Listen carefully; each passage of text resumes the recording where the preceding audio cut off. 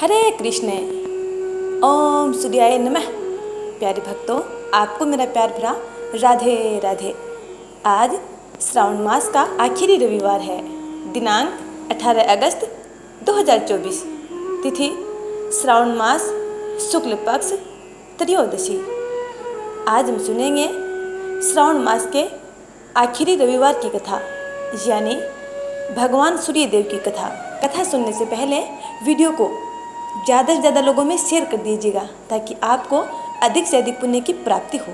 तो आइए भगवान सूर्यदेव का ध्यान करते हुए गणपति वंदन कर स्तनपान करते हैं श्रावण मास रविवार व्रत कथा। प्राचीन काल में एक नगर में एक वृद्धा रहती थी। उसका नियम था कि वह हर रविवार घर आंगन गोबर से लीपकर भोजन तैयार करती थी और सूर्य देव को भोग लगाकर ही भोजन करती थी। ऐसा व्रत करने से उसका घर अनेक प्रकार के धन धान्य से पूर्ण था।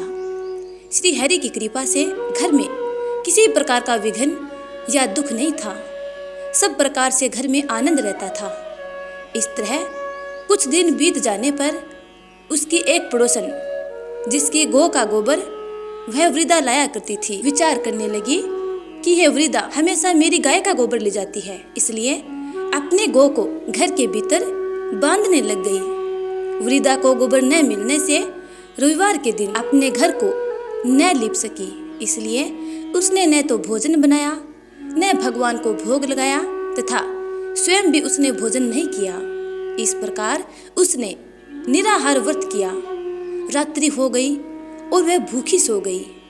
रात्रि में भगवान ने उसे सौपन में दर्शन दिया और भोजन न बनाने तथा भोग न लगाने का कारण पूछा। वृद्धा ने गोबर न मिलने का कारण सुनाया। तब भगवान ने कहा कि माता, हम तुमको ऐसी गौ माता देते हैं जिससे सभी इच्छाएं पूर्ण होती है, क्योंकि तुम हमेशा रविवार को गाय के गोबर से आंगन को लीपकर भोजन बनाकर मेरा भोग लगाकर खुद भोजन करती हो। इससे मैं खुश होकर तुमको वरदान देता हूँ। निर्धन को धन और बांझ स्त्रियों को पुत्र देकर दुखों को दूर करता हूँ तथा अंत समय में मोक्ष देता हूँ। सौपन में ऐसा वरदान देकर भगवान तो अंतर्धान हो गए और वृद्धा की आंख खुली तो वह देखती है कि आंगन में एक अति सुंदर गौ माता और बछड़ा बंधे हुए हैं।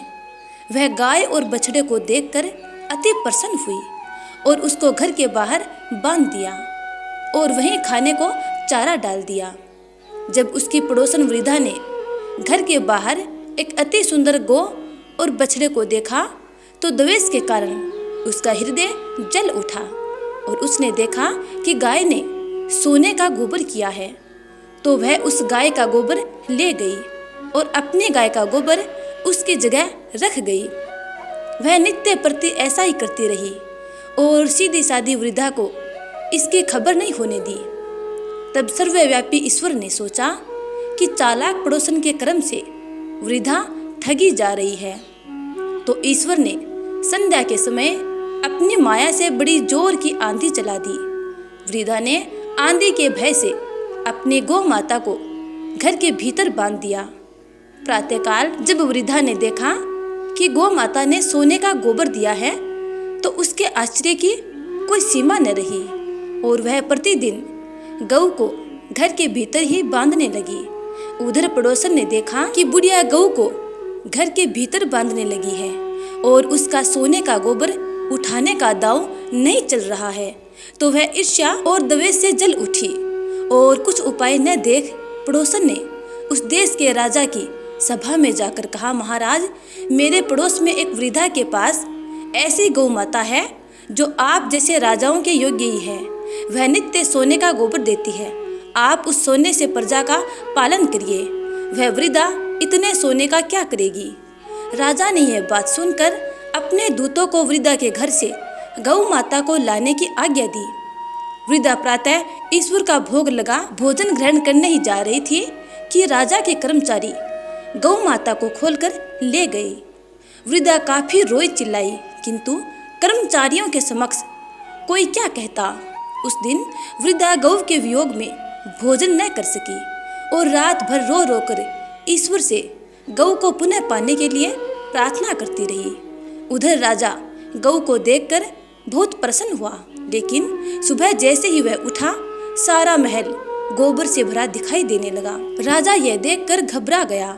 भगवान ने रात्रि में राजा के स्वप्न में कहा कि हे राजा, यह गाय वृद्धा को लौटाने में तेरा भला है। उसके रविवार के व्रत से प्रसन्न होकर मैंने उसे गाय दी थी। प्रातः होते ही राजा ने वृद्धा को बुलाकर बहुत से धन के साथ सम्मान सहित गौ माता बछड़े सहित लौटा दी और उसकी पड़ोसिन को बुलाकर उचित दंड दिया। इतना करने के बाद राजा के महल में गंदगी दूर हो गई। उसी दिन से राजा ने नगर वासियों को आदेश दिया कि राज्य की तथा अपने समस्त मनोकामनाओं की पूर्ति के लिए रविवार का व्रत रखा करो। व्रत करने से नगर के लोग सुखी जीवन व्यतीत करने लगे। कोई भी बीमारी तथा प्रकृति का प्रकोप उस नगर पर नहीं होता था। सारी प्रजा सुख भोगने लगी और पृथ्वी पर समस्त सुखों को भोगकर अंत में वैकुंठ लोक को प्राप्त हुए।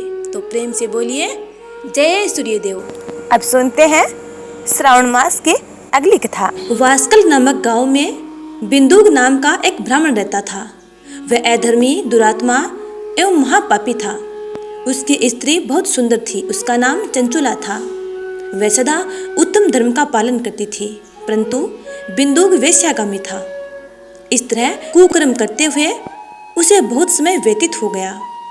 उसकी स्त्री काम से पीड़ित होने पर भी सब धर्मनाश के भय से क्लेश सहकर भी काफी समय तक धर्म भ्रष्ट नहीं हुई, परंतु आगे चलकर वह भी अपने दुराचारी पति के आचरण से प्रभावित होकर दुराचारिणी और अपने धर्म से विमुख हो गई। इस तरह दुराचार में डूबे हुए उन पति पत्नी का बहुत सा समय व्यर्थ बीत गया। वेश्यागामी, दूषित बुद्धि वाला वह दुष्ट ब्राह्मण बिंदुक समयानुसार मृत्यु को प्राप्त हो नरक लोक में चला गया। बहुत दिनों तक नरक के दुखों को भोग कर वह मूढ़ बुद्धि पापी विंध्य पर्वत पर भयंकर पिशाच हुआ। इधर उस दुराचारी बिंदुक के मर जाने पर उसकी पत्नी चंचुला बहुत समय तक पुत्रों के साथ अपने घर में रहती रही। उसके पति की मृत्यु के बाद वह भी अपने धर्म से गिरकर पर पुरुषों का संग करने लगी। सतिया विपत्ति में भी अपने धर्म का पालन करना नहीं छोड़ती। यही तो तप है। तप कठिन तो है, लेकिन इसका फल बहुत मीठा होता है। विषयी इस सत्य को जानना ही नहीं चाहते, इसलिए वह विषयों के विष फल का स्वाद लेते हुए भोग करते हैं। एक दिन देवयोग से किसी पुण्य पर्व के आने पर वह स्त्री अपने भाई बंधुओं के साथ गोकर्ण क्षेत्र में गई। उसने तीर्थ के जल में स्नान किया एवं बंधुजनों के साथ यत्र तत्र घूमने लगी। घूमते घूमते वह एक देव मंदिर में गई। वहां उसने एक ब्राह्मण के मुख से भगवान शिव की परम पवित्र एवं मंगलकारी कथा सुनी।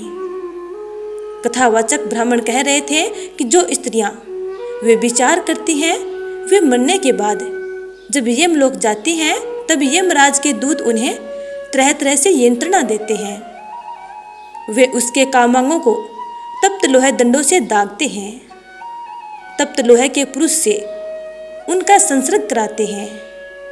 वे सारे दंड इतनी वेदना देने वाले होते हैं कि जीव पुकार पुकार कर कहता है कि अब वह ऐसा नहीं करेगा, लेकिन यमदूत उसे छोड़ते नहीं हैं। कर्मों का फल तो सभी को भोगना पड़ता है। देव, ऋषि, मनुष्य सभी इससे बंधे हुए हैं। ब्राह्मण के मुख से यह वैराग्य बढ़ाने वाली कथा सुनकर चंचुला भय से व्याकुल हो गई। कथा समाप्त होने पर सभी लोग वहां से चले गए। तब कथा बाँचने वाले ब्राह्मण देवता से चंचुला ने कहा, हे ब्राह्मण देवता, धर्म को न जानने के कारण मेरे द्वारा बहुत बड़ा दुराचार हुआ है। स्वामी, मेरे ऊपर कृपा कर मेरा उद्धार कीजिए।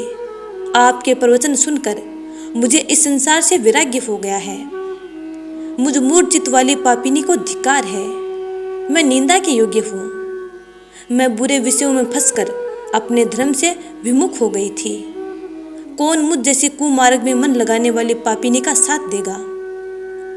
जब यमदूत मेरे गले में फंदा डालकर मुझे बांध कर ले जाएंगे और नरक में मेरे शरीर के टुकड़े टुकड़े करेंगे, तब मैं कैसे उन महायातनाओं को सहन कर पाऊंगी। मैं सब प्रकार से नष्ट हो गई हूँ, क्योंकि अभी तक मैं हर तरह से पाप में डूबी रही हूँ। हे ब्राह्मण, आप मेरे गुरु हैं, आप ही मेरे माता पिता हैं। मैं आपकी शरण में आई हूँ। मुझ अबला का अब आप ही उद्धार कीजिए। सूत जी कहते हैं, सोनक इस प्रकार विलाप करती हुई चंचुला ब्राह्मण देवता के चरणों में गिर पड़ी। तब ब्राह्मण ने उसे कृपापूर्वक उठाया और कहा, चिंता मत करो, तुम डरो मत और भगवान शिव की शरण में जाओ। उनकी परम कृपा से तुम्हारे सभी पाप नष्ट हो जाएंगे। मैं तुम्हें भगवान शिव की कथा सहित वह मार्ग बताऊंगा जिसके द्वारा तुम्हें सुख देने वाली उत्तम गति प्राप्त होगी। ब्राह्मण बोले, नारी, तुम सौभाग्यशाली हो जो भगवान शंकर की कृपा से तुमने वैराग्यपूर्ण शिव पुराण की कथा सुनकर समय से अपनी गलती का एहसास कर लिया है। तुम डरो मत और भगवान शिव की शरण में जाओ। शिव कथा सुनने से तुम्हारी बुद्धि शुद्ध हो गई है और तुम्हें पश्चाताप हुआ है तथा मन में वैराग्य उत्पन्न हुआ है।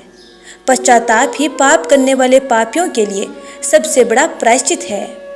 पश्चाताप ही पापों का शोधक है, इससे ही पापों की शुद्धि होती है। सत्पुरुषों के अनुसार पापों की शुद्धि के लिए प्रायश्चित पश्चाताप से ही संपन्न होता है। जो मनुष्य अपने कुकर्म के लिए पश्चाताप नहीं करता वह उत्तम गति प्राप्त नहीं करता, परंतु जिसे अपने कुकृत्य पर हार्दिक पश्चाताप होता है वह अवश्य उत्तम गति का भागीदार होता है, इसमें कोई शक नहीं है। शिव पुराण की कथा सुनने से चित्त की शुद्धि एवं मन निर्मल हो जाता है। शुद्ध चित्त में ही भगवान शिव व पार्वती का वास होता है। वह शुद्धात्मा पुरुष सदाशिव के पद को प्राप्त होता है। इस कथा का श्रवण सभी मनुष्यों के लिए कल्याणकारी है, अतः इसकी आराधना व सेवा करनी चाहिए। यह कथा भोग बंधन रूपी रोग का नाश करने वाली है। भगवान शिव की कथा सुनकर हृदय में उनका मनन करना चाहिए, इससे चित्त की शुद्धि होती है। चित्त शुद्धि होने से ज्ञान और वैराग्य के साथ महेश्वर की भक्ति निश्चय ही प्रकट होती है तथा उनके अनुग्रह से दिव्य मुक्ति प्राप्त होती है।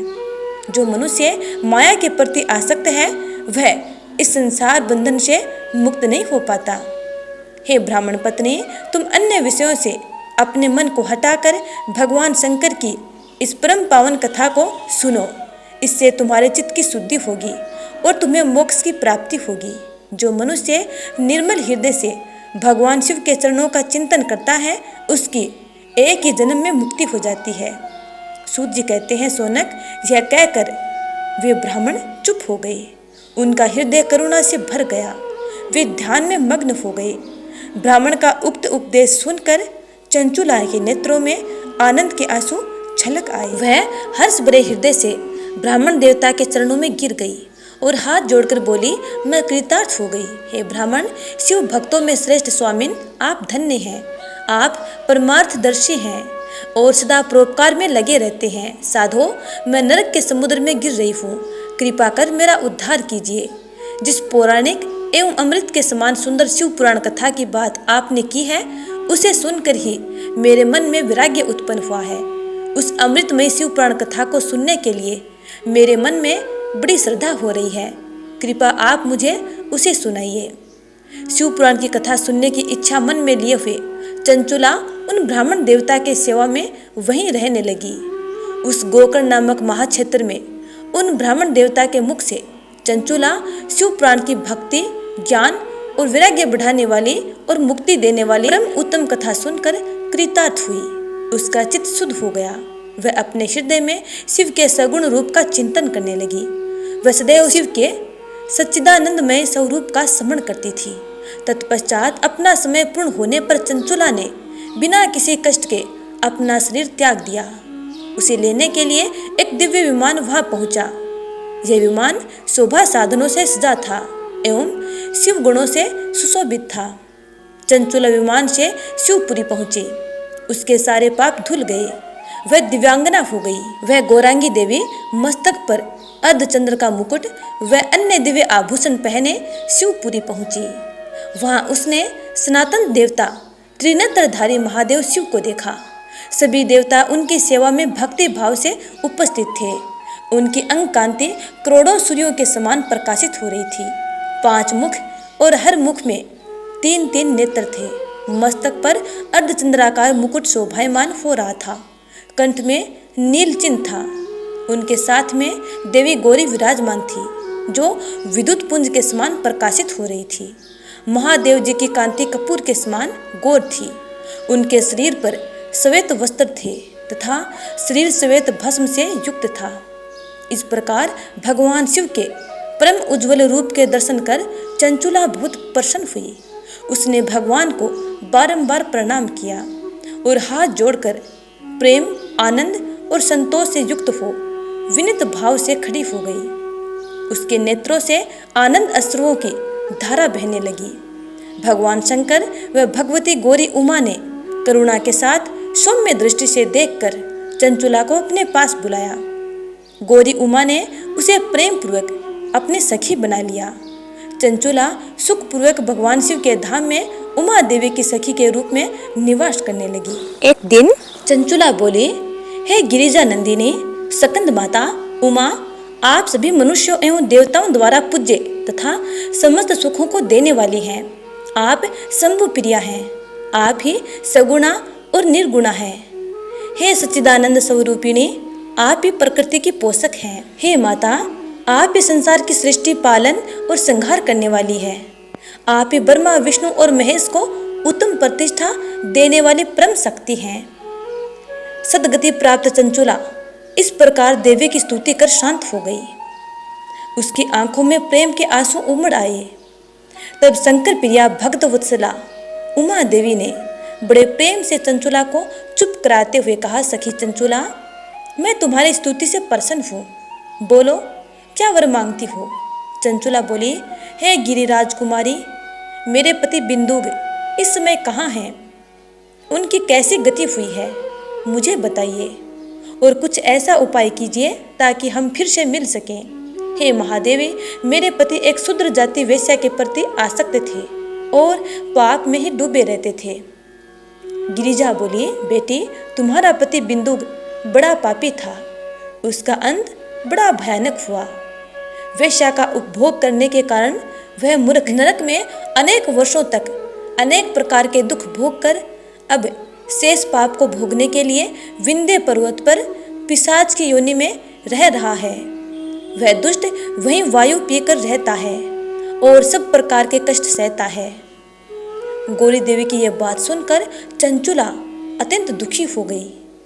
फिर मन को किसी तरह स्थिर करती हुई दुखी हृदय से माँ गौरी से उसने एक बार फिर पूछा, हे महादेवी, मुझ पर कृपा कीजिए और मेरे पापी पति का अब उद्धार कर दीजिए। मुझे वह उपाय बताइए जिससे मेरे पति को उत्तम गति प्राप्त हो सके। कृपा कर गौरी देवी ने कहा, यदि तुम्हारा पति बिंदुग शिव पुराण की पुण्यमयी उत्तम कथा सुने तो वह इस दुर्गति को पार करके उत्तम गति का भागी हो सकता है। अमृत के समान मधुर गौरा देवी के यह वचन सुनकर चंचुला ने दोनों हाथ जोड़कर मस्तक झुकाकर उन्हें बारंबार प्रणाम किया तथा प्रार्थना की कि मेरे पति को शिव पुराण सुनाने की व्यवस्था कीजिए।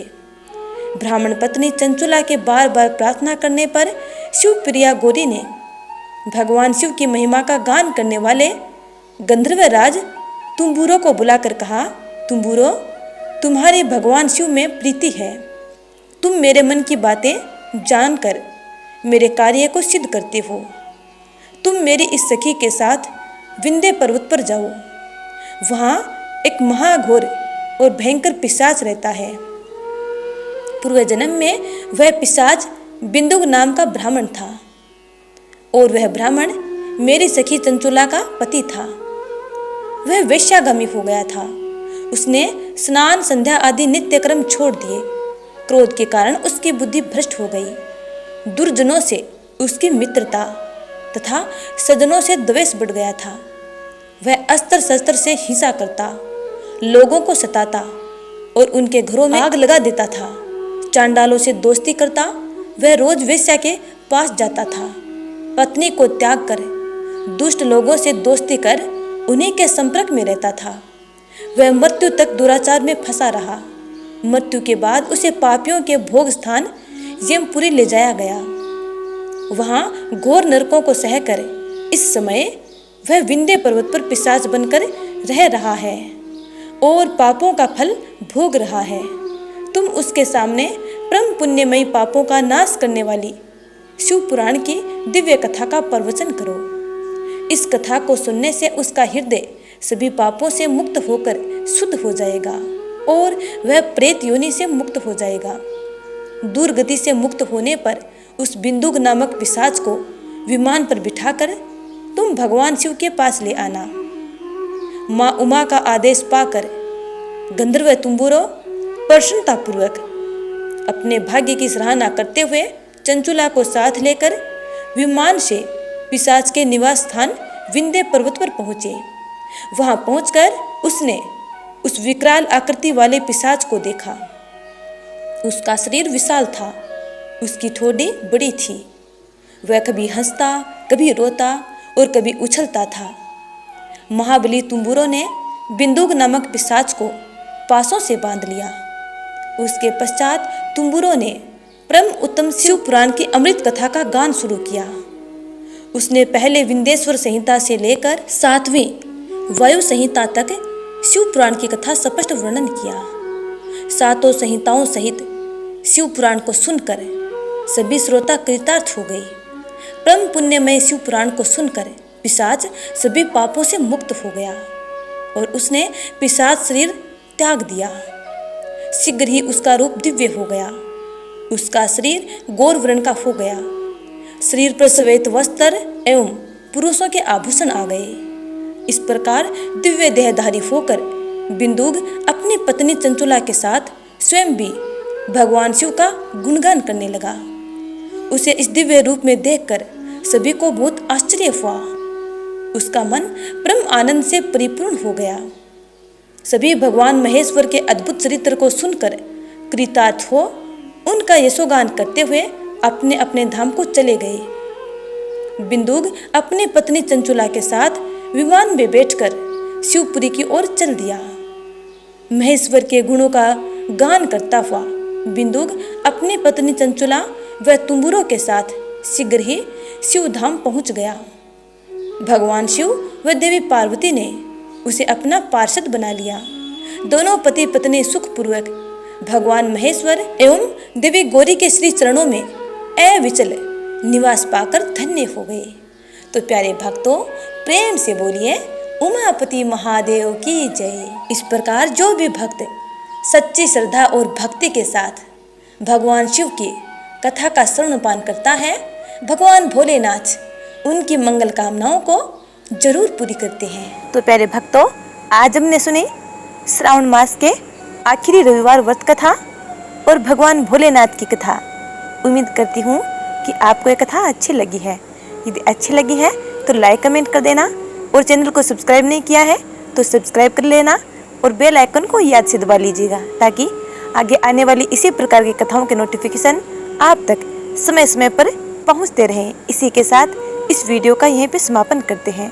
अगली कथा का इंतजार करना। तब तक के लिए जय श्री राधे। हर हर महादेव।